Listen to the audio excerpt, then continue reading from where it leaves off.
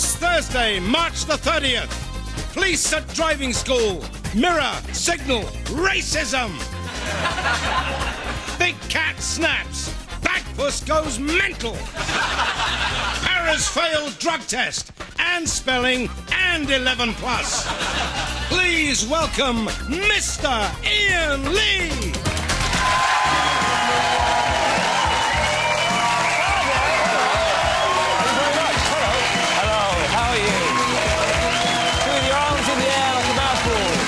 Thank you very much. Come on. Hello and welcome to the 11 o'clock show. Yet again, our brave boys in the Paras have been caught taking drugs. But what can you expect when you take a valley full of Welsh inbreds and tell them to become a crack squad? They were well happy. They thought the Paras were the wheelchair regiment. But they, think about it. Not too long, it's not brilliant. But they need people like me, perfect army material. Don't you think I've got the skills? Every single morning I erect a tent with my bedsheet and I've used my bayonet in plenty of trenches. It's a euphemism. I'm talking about my cock. Just go along with it. And I used to love listening to my granddad tell me how he pumped a full round into Jerry. And that was a long time before she joined the Spice Girls. But I have done my bit. I was in the Territorial Army and I went out to the Gulf. Believe me, it was the toughest experience of my life. Not the fighting, but the commuting. I had to be back at work first thing Monday. It's slow, but the rest of the show's fantastic, I promise you. But I was only a humble barman, but I did my duty, and it still haunts me to this day. The terrible stench, the flashing lights, the blood, the gore, the gaping wounds, the horror, the horror! Christ, that was a terrible pub. And the joke, apparently, but it doesn't matter. But enough of this balmy army banter. Ladies and gentlemen, please welcome a girl we'd all fight for, Miss Daisy Donovan. Come on, cheeky. This way. This way. You think you're at one-man Mexican wave there? Just me doing the wave. Thanks, Liebchen. Now, 18,000 police are going to have new driving tests because they've been hurtling around like Noddy on crack. Makes me wonder what the old tests were like. Something like this. At the next junction, I want you to turn right, so if you could please indicate left. And when I hit the dashboard, I'd like you to perform an emergency stop, as if a newsreader had stepped into the road. How dare you criticise our police, Daisy? You know, stereotypical constable's voice. Very nice. Yeah, What's happening in tonight's show? Well, before you ask, actually, I'm going to tell you. I just did. Ricky Gervais gets caught in the web. And we'll be questioning stars of the bill, Samantha Robson and kinky afro Carl Collins. As for Iain... I'll be talking to jazz phenomenon Cleo Lane about life, the universe and Milton Keynes. Milton Keynes? Now it's time for the headlines. Hi there. Hi. Tonight's top stories. Scientists have discovered that a lengthy index finger could be a sign of homosexuality. E.T. go homo. Prince Charles has denied that he has given up beef for Lent. Apparently, all he said was, I'll have to give up munching on the old cow for a while. In the world of showbiz, Graham Coxon of Blur gets to work on the artwork for the new box set. Edinburgh is to have the country's first gay police station. A spokesman for the Met said that's nothing. We've had bent coppers for years. The Women's Institute members who posed nude for a calendar to have a movie made about them. Director said it would be a short animated film with the working title Baggy Puss. A woman was jailed yesterday for hiring a clown to carry out a contract killing. Unfortunately, the original profile of a tragic clown with a stupid grin on his face led to the arrest of this man. And those were tonight's headlines.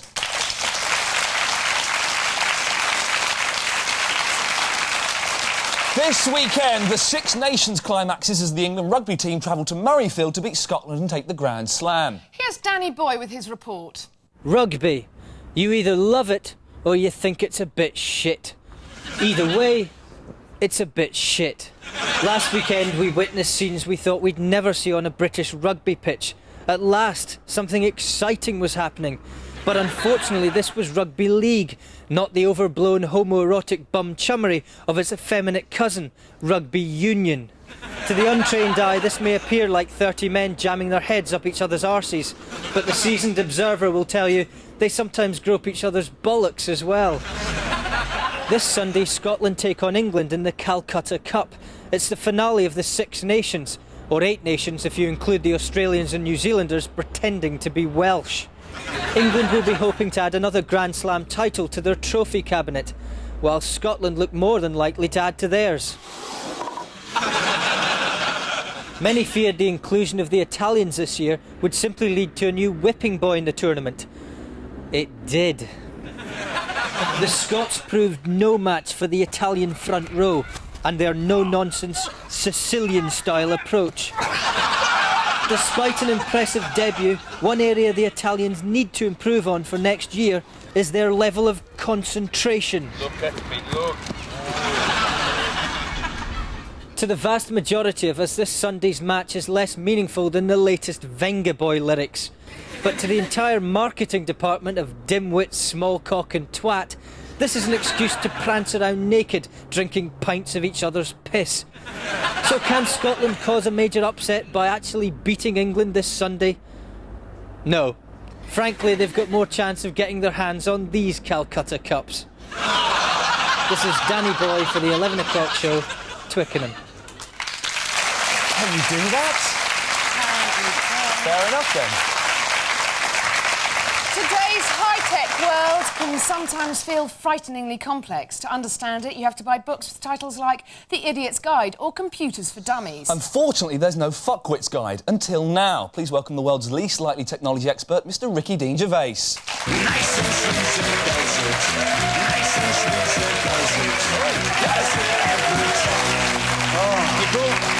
Brought some of your scary mates with you tonight, have you? All right. From Reading. Yeah, well, it's a week since we launched our website and been a good success. In fact, a bit too good because we actually got 10,000 hits immediately. So this is people watching the show and go, I like this show. They've got a website, I better go and look at it. Well, the show's on now. No, I must look at the website. I wonder what's on tonight. Same people start their own website about themselves. This is the biggest source of information in the universe. And I want to talk about some of the things people put on it. I've got some more interesting facts, Is this what you found on the web? I love these. Right, OK. This is one someone's put on. Absolutely true, apparently. The fingerprints of the koala are so similar to human prints, they could be confused at the scene of a crime. What crime would that be, then? The great fucking eucalyptus robbery. Right? Oh, this is great. You'll love this. You can lead a cow upstairs, but not down. That's to do with the fact that their joints are backwards. But think of the poor bastard who found it out the hard way. Come on, amateur, downstairs. I don't go downstairs. My wife's only 10 minutes. Wow. Why didn't you tell me? Well, you didn't tell me what you were going to do. What? The dress and the lipstick didn't give you a clue, right? You know they've got blow-up sheep now. This is I just thought so. Yeah. The blow-up sheep, right? Get them in pawn shops and stuff. Oh. You know, don't you? Of course. Yeah, but I've not used them, but I'm aware of them. No, right? Now, blow-up women are for obviously people who want to shag that can't get a real woman. How fucked are you if you can't get a real sheep? I mean, not even an ugly one. This is nice. Elephants have been caught swimming up to 2 miles offshore in the Indian Ocean. That's an interesting fact, but it's the language they use. Caught swimming, like it's illegal. They're doing what? I've told them so many times. What are you being there?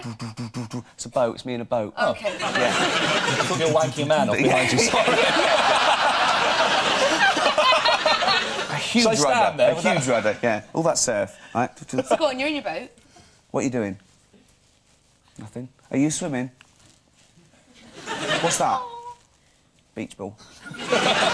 Look how far offshore you are. 50. No, it's about 2 miles, isn't it? Did you see the sign, no swimming? Then why are you swimming? We forgot. Elephants never forget, come on. So you got a man there, right, by the French window, and he's been bludgeoned to death, and all the detectives around there are like, yeah, he obviously came in through the French window. Quincy turns up, and they go, it's OK, Quince. It's OK, it's an open and shut case. Some blokes broke in and costumed. Quincy goes, oh, yeah, was it a bloke, was it? They go, well, yeah, fingerprints are everywhere. He goes, oh. No, she's obviously ruled out the possibility of it being 5 koala bears standing on each other's shoulders wearing a long coat and a trilby hat. They're probably pawns in the game, though. See, what I think is they send these little koalas out to do the crime, and Mr. Big, the big koala, he's getting stoned in a eucalyptus tree, and they come to him and they go, oh, Governor, Quince is onto us. Why? All the fingerprints. Well, you should have worn gloves. Well, we didn't know. Anyway, what's Quincy doing investigating crimes? He's a pathologist. No, but he's also a top detective. He's not. He's a nosy fucking cunt. Oh, Gervais! There's a Ricky Gervais. Man.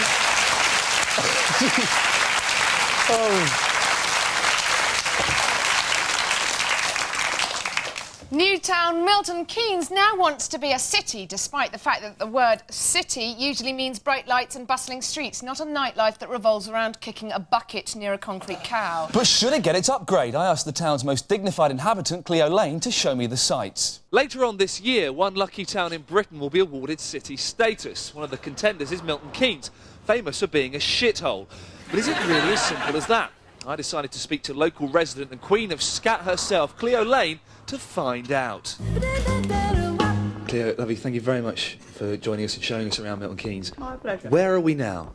We are in the theatre that John Dankworth and I started over 30 years ago, before Milton Keynes even existed. I've always thought of Milton Keynes as a city. But it's not a city, though, is it? You're saying that, but it's not. I don't care about that. Everybody thinks of it as a city. There are enough people living here now that would make it a city. That doesn't count that they think it's a city and there's people. It's not, is it? It's a town. Do you think it would stand more chance of becoming a city if they named a street after you? They could call it like Cleo Lane or something, couldn't they? I shouldn't think so. Milton Keynes, of course, is based on the grid system. Based on the New York sort of grid system. Why have they not taken any of the glamour and excitement from New York as well and brought that over? Well, I think we're British and we should remain British, don't you think so? I do agree. When I sing, I say can't, not can't. You also say ba-da-ba-ba. That's true, but that's me. Right, okay. Do you not find, though, when your husband's at home jazzing off, that it gets on your tits after a while? You just go, stop it! No. Never? Never. This is the theatre district. How many theatres are in the theatre district? Just the one big one and a theatre for drama. So more of a sort of theatre location than a district, really. As it's a new city, one has to build these places gradually. One of the things we've noticed about being in Milton Keynes, the town, is that a lot of it is lies. Like you say, it says theatre district, it's one theatre. You're saying city, it's a town. Do you know what I mean? It's a town. I never thought of it other than a beautiful, big, very modern, brand new city. Town. Brilliant. That's what we need there. Nice town. Quite clever. City. Are there other famous local celebrities living here? I don't know of any, but I'm sure there must be. But you could be the most famous person living in Milton Keynes. Could be, isn't that great? Hang on, Kevin Waitley lives here. He's used to be an Inspector Morse, so you're the second. If you had to sum up Milton Keynes in one word, how would you do it? Desirable.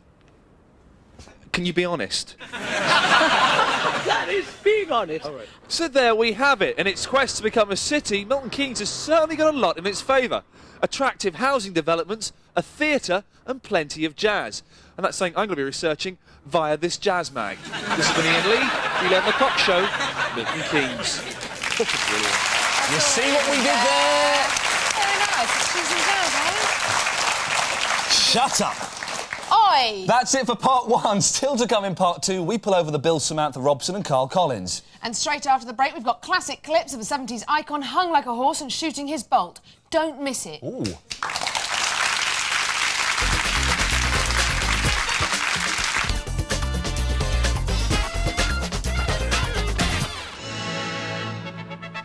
...1974, and Red Rum wins the National for the second time in a row. He's the most famous horse ever. I can't even name another horse. Apart from Shergar and Black Beauty and Champion the Wonder Horse and all those horses in the High Chaparral.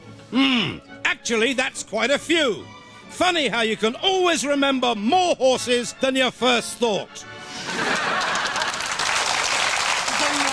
Very good, very good. And that all happened 23 years ago today, Thursday the 30th of March. Coming up, Dave Attell reports on gun law in America. But first, we would now like to apologise for remarks we made yesterday during an item on Oscar winner Phil Collins. During our tribute to Mr Collins, genuinely intended as a salute to one of Britain's most brilliant entertainers, a number of small technical errors crept in. Our profile should have been titled Phil Collins, a Musical Master, and that was broadcast Phil Collins, a Musical Masturbator. During our analysis of Mr Collins' most famous hit, In the Air Tonight, we misquoted several vital lyrics. The original chorus actually contains the line, I can feel it coming in the air tonight, oh Lord. And not, as was broadcast, I can feel my wife's run off with a painter, still never mind, I'll get married again, then callously dump her by fax like a dead-eyed fucking shark. Oh, Lord. Oh, Lord. Oh, Lord. Finally, a mix-up during pre-production led to several confusing mistakes. The album's face value, no jacket required, and hello, I must be going, were replaced by arse value, no jacksy required, and hello, I must be a bald, useless arse-face shit. We are sorry for this inexcusable error. And that concludes our apology to the big whining twat. Daisy, I'm ever so slightly confused. What have we got next? Come with me, and I'm going to tell you what. Why, what's happening? Nothing to worry about, don't panic. Here, I'll take your hand. I'm going to tell you about tonight's guest. They're both used to seeing a rubber glove on the inside of a prison cell. She's the TV copper, better looking than Tyne Daly. He's the Bobby with bigger hair than Rico Tubbs in Miami Vice. Will the stars of the Bill crack under extreme interrogation? Let's find out, Iain, shall we? Ladies and gentlemen, Samantha Robson and Carl Collins. Right.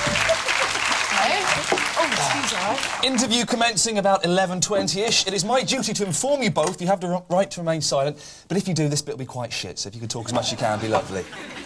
OK, Carl Collins, 30 years old. You play Danny Glaze in The Bill. Can you describe your character for us? He's a very nice detective. He's the one with the big hair. Can you explain the significance of the afro? The significance is so that when he was a PC, when he was uniform, he didn't really need to wear a helmet. He just got a silver foil badge put on the front. Very smart. Now, any previous convictions? Have you ever broken the law before yourself? Carl Collins has. What has Carl Collins done? I went over the speed limit in my motor vehicle. Now, Samantha Robson, aged 31. I believe you play Vicky Hagan in The Bill. Can you describe your character for us? She's Erica. Stop playing with the cup, for Christ's sake, woman. I'd like some water! Well, there's none left. Daisy drank We're it all. going to starve you now. Tell us about your character. Vicky Hagan. She's Eric, car driver. She's very tough and she sleeps with the policemen who have murdered people. Oh, really? I killed a man once. And she likes them.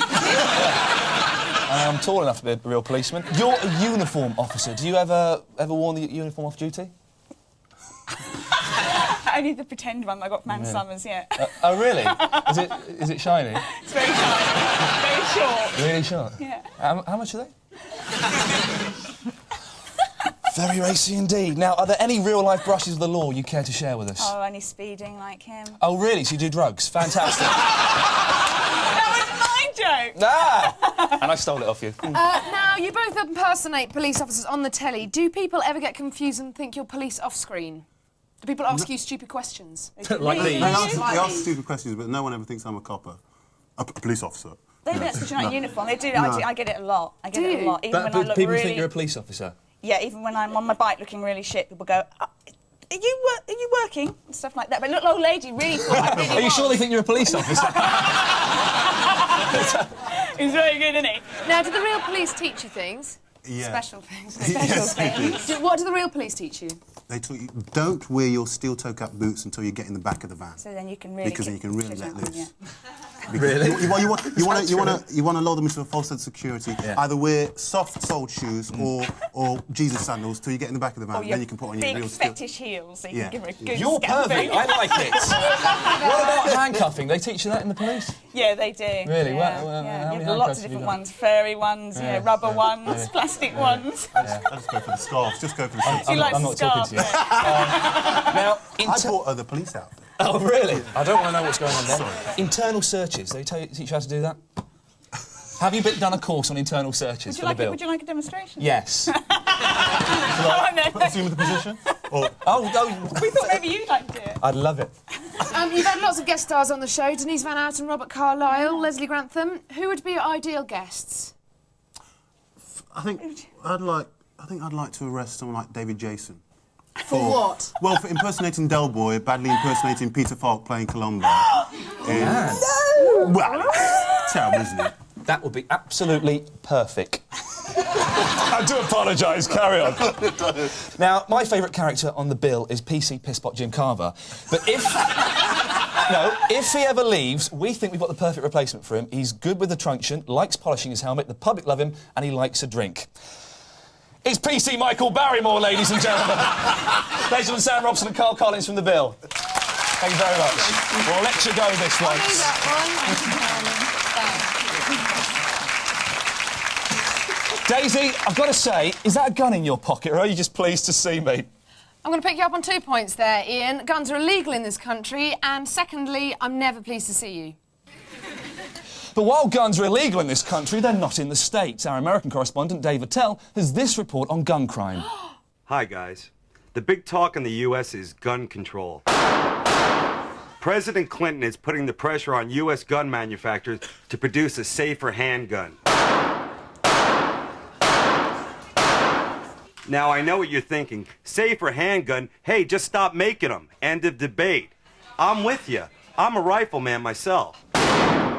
No, we need guns. We like guns. Now, owning a gun is guaranteed by the U.S. Constitution. It's part of our history, our national character. Come on, you've seen our movies. What would they be like without guns? I mean, really? Would you pay £10 to see Keanu Reeves act? I don't think so. Now, I don't want to give you the wrong impression. I'd like to buy a gun, please. You can't just walk into a store and go, "I'd like a gun, please," and walk out and start blasting. No, you have to wait a day. We do have limits and regulations on gun ownership. You are ineligible to own a gun if you are a convicted criminal or mentally ill or an illegal user of narcotics and depressants. Now, I think they should add to that list. I think you shouldn't have a gun if you're a student from kindergarten to high school, or a jilted lover, or a day stock trader, or a member of a biased paramilitary group, or as we call it here in New York, the police. Either way, here's a little tip. If you come here on vacation, or as you call it, holiday, and the police stop you, remember this. Say, "I'm unarmed, don't shoot." Or if that doesn't work, say, "Stop shooting, you already got me." This is Dave Attell for the 11 o'clock show, New York. They say that life is all swings and roundabouts, but not if you're a paedophile under a restraining order. To find out who's swinging and who's spinning in this week's news, let's take a look at some good news, bad news. Good news. The Queen was unflustered when the Australian PM touched her back. Bad news. She did raise an eyebrow when she realised he wasn't using his hand. Good news. Britney Spears is to star in a remake of Dirty Dancing. Bad news. In a tit-for-tat move, Patrick Swayze's had a boob job. Good news. A French city hired nasal police to locate the source of bad smells. Bad news. They found the source. It's France. Good news. A woman who hired a clown to kill 2 people has been jailed. Bad news. As the prison van drove away, the wheels flew off and the doors exploded. Good news. The 2 fat ladies' motorbike and sidecar is up for auction. Bad news. The suspension's fucked. That was this week's Good News, Bad News.